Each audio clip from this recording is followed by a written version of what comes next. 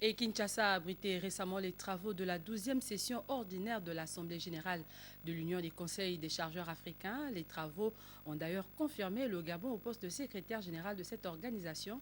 L'économie de ces assises avec Rodolphe Mukambi-Bouma et Pressing Goeman. C'est lui qui a conduit la délégation gabonaise à la 12e Assemblée générale de l'Union des chargeurs africains, tenue récemment à Kinshasa en République démocratique du Congo.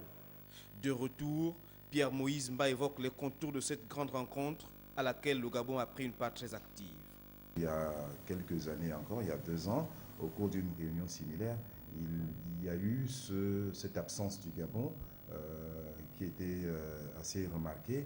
Et aujourd'hui, la satisfaction est grande et je peux dire que j'ai été agréablement surpris de savoir que le Gabon avait une place de choix dans cet organisme. Cette rencontre de Kinshasa a également permis d'évoquer justement la place de l'Union des conseils des chargeurs africains dans la mise en œuvre de la zone de libre-échange continentale effective depuis le 1er janvier 2021.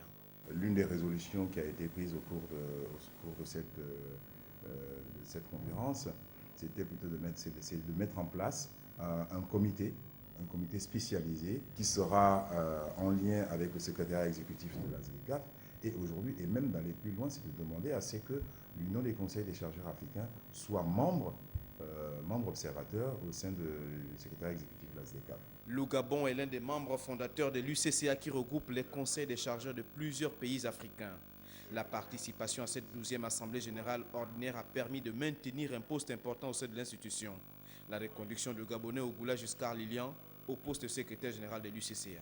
Aujourd'hui, avec cette conférence, avec la présence, avec ce que nous avons apporté comme idée, il n'est plus question aujourd'hui que le Gabon perde cette place, mais que nous continuons à exercer jusqu'à la fin du mandat de notre secrétaire général. Pour ces assises, 17 pays africains membres de cette organisation y ont pris part, mais seulement un seul, l'Office ivoirien des chargeurs, à sa certification complète. Pierre-Moïse Mba poursuit cette même ambition à court terme, certifie également le Conseil gabonais des chargeurs.